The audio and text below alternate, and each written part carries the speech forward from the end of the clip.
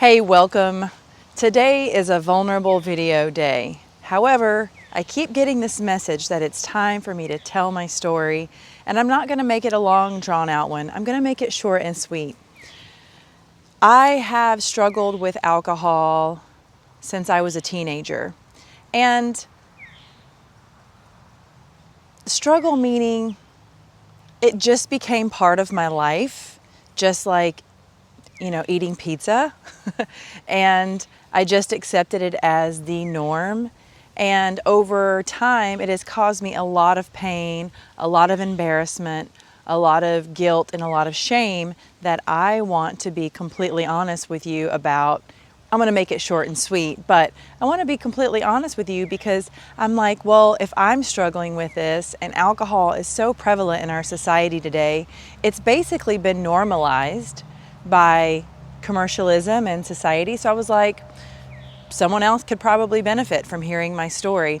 As I make this video today, I'm happy to tell you that I'm almost 6 months with no alcohol.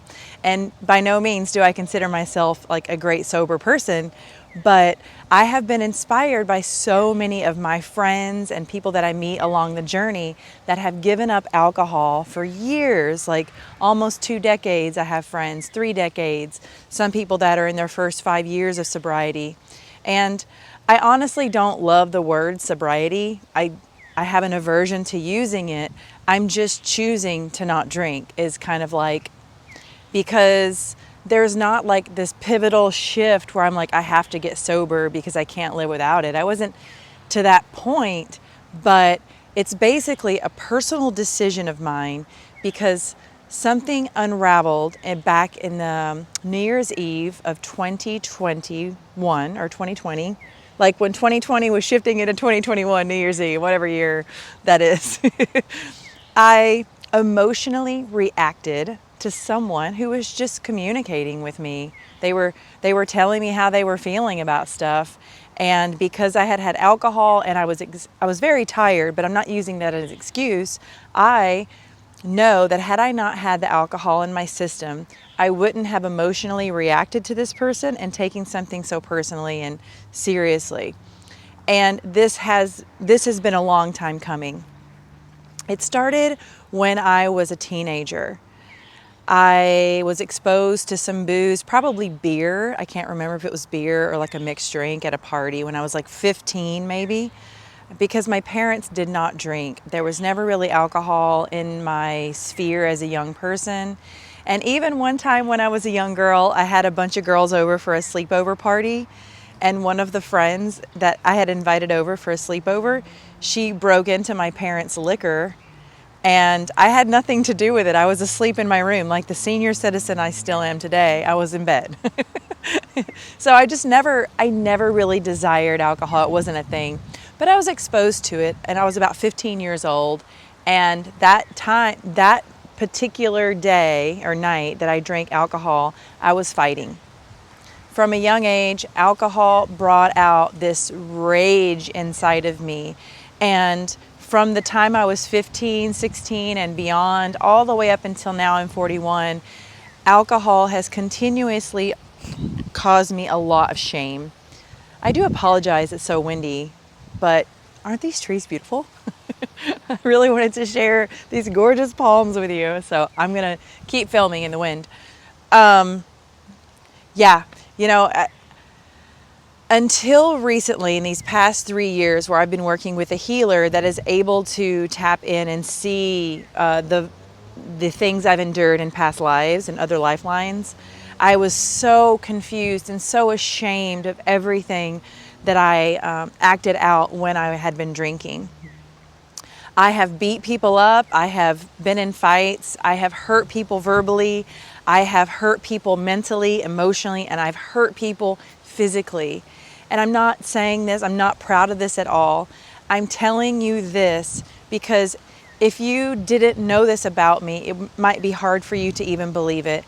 I have hurt so many people, but at the core of all of that pain is that I'm constantly hurting myself because every time I drink alcohol and would act out in a way, whether it's having sex with someone that I don't even know, or getting in an argument with someone that I love, or just not being present and not following through on some goals and ambitions and dreams that I have, being, procrastinating on things that I wanted to accomplish. Alcohol has been the cornerstone of all of those things I just shared.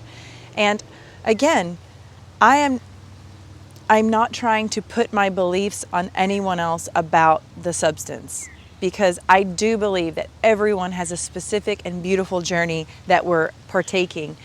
And my goal in this video is just to share that how much shame, embarrassment, and remorse and guilt that alcohol has brought into my life. And I just finally, on this New Year's Eve, I had emotionally responded to something that I shouldn't have reacted in that way. And I'm just done, right? I've been arrested before. I didn't need to get arrested again. I didn't need to get a DUI to make this decision. It was basically like, you know what? I feel that I acted in a way with someone that I really care about, someone that I really respect and admire, and I emotionally reacted, and it was embarrassing for me. And so that was enough for me to decide, you know what? Moving forward, I'm making a new decision. So in the past, I have literally been handcuffed and put in the back of a cop car for raging out when I was on booze. And that at that time wasn't even enough for me to want to change, because I was still wallowing in being a victim of my life and being a victim of circumstances. And I always use alcohol to escape myself. I would use alcohol to not deal with things, to not deal with my emotions, to not deal with the thoughts of my unworthiness. And I would just continue to go back and use it kind of like as a numbing agent. Now, I'm not going to lie. Since I've quit drinking this past 6 months, other fun little addictive habits have started to rear their head. For example, when I was in my 20s, when I wasn't drinking that time, I was using cake and ice cream as a numbing agent. I was going through a very emotionally, mentally challenging time, as we all do. And my way to numb out would be to stop at the grocery, like maybe a mile from my house, and I would get cake and ice cream, and I would just go and like kind of gorge on that and binge eat. So I've had binge eating issues. I've had alcohol issues. I've had promiscuity, having sexual partners that I wasn't in a loving relationship. I have used athleticism and fitness as a drug, because I would get so into those things, and it would just consume me, and I would basically forget about everything else. Like I would just numb out from life because I was so dead set on athletic goals. And lastly, workaholism. Yay! It's another thing that I have used to detach from feelings and emotions.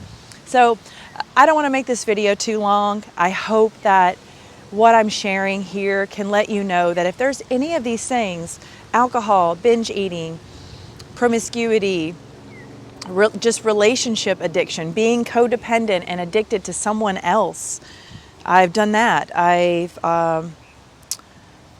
The workaholism, athleticism, and just all of these things I have suffered and struggled through, and I am human.